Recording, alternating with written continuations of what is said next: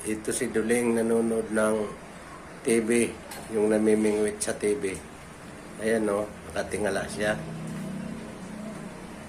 O, pikaduling ah. Tinitingnan niya yung mga huling isda sa TV.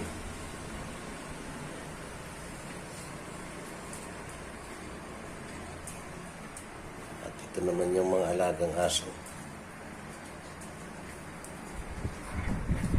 Tiger, nandun sa solo.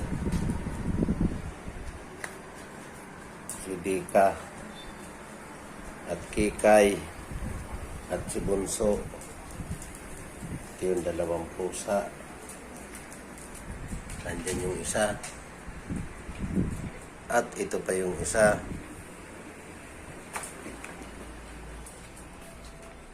Ayan yung dalawa.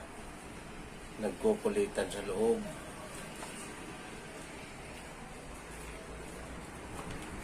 Sensitive.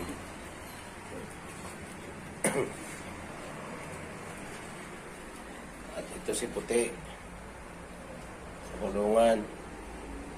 Si Itim. Ano Itim? Pikit na baga. Ha?